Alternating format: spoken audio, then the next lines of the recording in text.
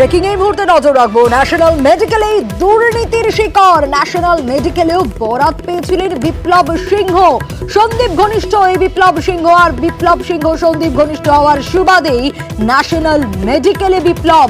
ভুরি ভুরি কীর্তি। আরো বিস্তারিত অমিত এই বিষয়ে আমাদের জানাতে পারবে। অমিত, যত কাণ্ড ন্যাশনাল মেডিকেলেই। এমনটাই মনে করা হচ্ছে প্রাথমিকভাবে, কারণ তদন্ত করতে গিয়ে যে সমস্ত নথিপত্র সিবিআই আধিকারিকদের হাতে এসছে, তারা সেই নথিপত্র খতিয়ে দেখে তারা যেটা বুঝতে পারছেন বা জানতে পেরেছেন যে ন্যাশনাল মেডিকেল কলেজের MSDP বা সুপার পদে থাকাকালীন বিপ্লব সিংহকে সেখানকার জন্য বা মেডিকেল কলেজ ন্যাশনাল মেডিকেল কলেজের সঙ্গে বিপ্লবের সংস্থা সৃষ্টি হয়েছিল সমস্ত মেডিকেল সামগ্রী সরবরাহের ক্ষেত্রে।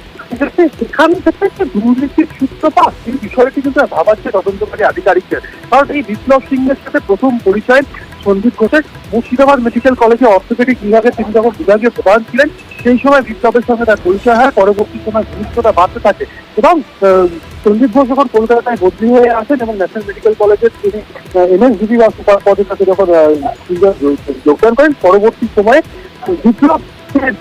বিপ্লবের সঙ্গে আরো যেহেতু ঘনিষ্ঠতার সুবাদে বিপ্লবকে তিনি টেন্ডার পাইয়ে দিয়েছিলেন। এই তথ্য কিন্তু সিবিআই আধিকারিকদের হাতে এসছে। শুধু তাই নয়, বিপ্লবের সহযোগী যার হাওড়ায় বাড়ি সুমন হাজরা, তার সাথেও বিপ্লব পরিচয় করেছেন সন্দীপ ঘোষের সঙ্গে, সেটাও কিন্তু ন্যাশনাল মেডিকেল কলেজে থাকাকালীন।